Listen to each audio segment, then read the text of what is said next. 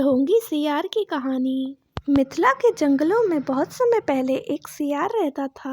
वह बहुत आलसी था। पेट भरने के लिए खरगोशों व चूहों का पीछा करना व उनका शिकार करना उसे बड़ा भारी लगता था। शिकार करने में परिश्रम तो करना ही पड़ता है ना। दिमाग उसका शैतान था। यही तिकड़म लगाता रहता कि कैसी ऐसी जुगत लड़ाई जाए जिससे बिना हाथ पैर हिलाए भोजन मिलता रहे। खाया और सो गए। एक दिन उसी सोच में डूबा वह सियार एक झाड़ी में दुबका बैठा था। बाहर चूहों की टोली भाग दौड़ व उछल कूद में लगी थी। उसमें एक मोटा सा चूहा था जिसे दूसरे चूहे सरदार कहकर बुला रहे थे और उसका आदेश मान रहे थे। सियार उन्हें देखता रहा। उसके मुंह से लार टपकती रही। फिर उसके दिमाग में एक तरकीब आई। चूहे वहां से गए तो उसने दबे पांव उनका पीछा किया। कुछ ही दूर उन चूहों के बिल थे। सियार वापस लौटा। प्रातः काल ही वह उन चूहों के बिल के पास जाकर वह एक टांग पर खड़ा हो गया। उसका मुंह उगते सूरज की ओर था और आंखें बंद थीं। चूहे बिलों से निकले तो सियार को उस अनोखी मुद्रा में खड़े देखकर वे बहुत चकित हुए। एक चूहे ने जरा सियार के पास जाकर पूछा, सियार मामा तुम इस प्रकार एक टांग पर क्यों खड़े हो? सियार ने एक आंख खोलकर बोला, मूर्ख तूने मेरे बारे में नहीं सुना कभी? मैं चारों टांगे नीचे टिका दूंगा तो धरती मेरा बोझ नहीं संभाल पाएगी। यह डोल जाएगी। साथ ही तुम सब नष्ट हो जाओगे। तुम्हारे ही कल्याण के लिए मुझे एक टांग पर खड़ा रहना पड़ता है। चूहों में घुसुर पुसुर हुई और वे सियार के निकट आकर खड़े हो गए। चूहों के सरदार ने कहा, हे महान सियार हमें अपने बारे में कुछ बताइए। सियार ने ढोंग रचा, मैंने सैकड़ों वर्ष हिमालय पर्वत पर एक टांग पर खड़े होकर तपस्या की। मेरी तपस्या समाप्त होने पर सभी देवताओं ने मुझ पर फूलों की वर्षा की। भगवान ने प्रकट होकर कहा कि मेरे तप से मेरा भार इतना हो गया है कि मैं चारों पैर धरती पर रखूं तो धरती गिरती हुई ब्रह्मांड को फोड़कर दूसरी ओर निकल जाएगी। धरती मेरी कृपा पर ही टिकी रहेगी। तब से मैं एक टांग पर ही खड़ा हूँ। मैं नहीं चाहता कि मेरे कारण दूसरे जीवों को कष्ट हो। सारे चूहों का समूह महातपस्वी सियार के सामने हाथ जोड़कर खड़ा हो गया।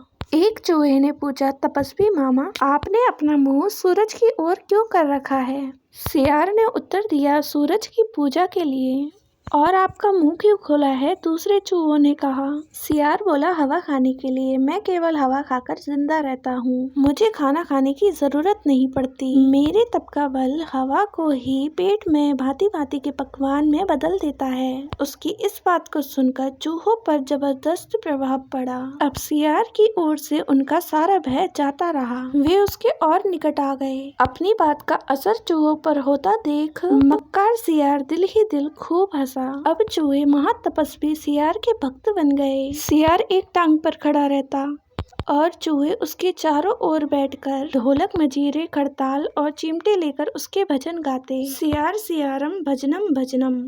भजन कीर्तन समाप्त होने के बाद चूहों की टोलियां भक्ति रस में डूबकर अपने बिलों में घुसने लगती तो सियार सबसे बाद के 3-4 चूहों को दबोच कर खा जाता। फिर रात भर आराम करता, सोता और डकारे लेता। सुबह होते ही वह चूहों के बिलों के सामने आकर एक टांग पर खड़ा हो जाता और अपना नाटक चालू रखता। धीरे धीरे चूहों की संख्या कम होने लगी। चूहों के सरदार से यह बात छुपी नहीं रही। एक दिन सरदार ने सियार से पूछ ही लिया, हे महात्मा सियार मेरी टोली के चूहे मुझे कम होते नजर आ रहे हैं। ऐसा क्यों हो रहा है? सियार ने आशीर्वाद की मुद्रा में हाथ उठाया, हे चतुर्मुषक यह तो होना ही था। जो सच्चे मन से मेरी भक्ति करेगा वह सशरीर वैकुंठ को जाएगा। बहुत से चूहे भक्ति का फल पा रहे हैं।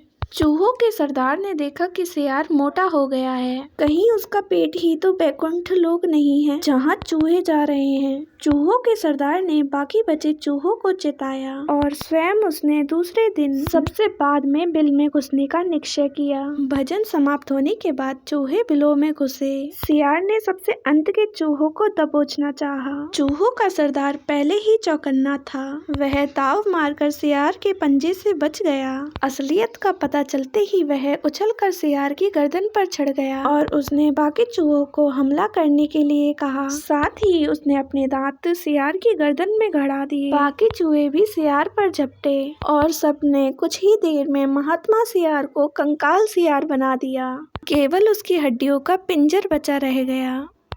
सीख, ढोंग कुछ ही दिन चलता है, फिर ढोंगी को अपनी करनी का फल मिलता ही है। और कहानियों के लिए इस चैनल को सब्सक्राइब करें, वीडियो को लाइक करें, शेयर करें और कमेंट करें। जब तक हम लाते हैं आपके लिए एक और नई कहानी।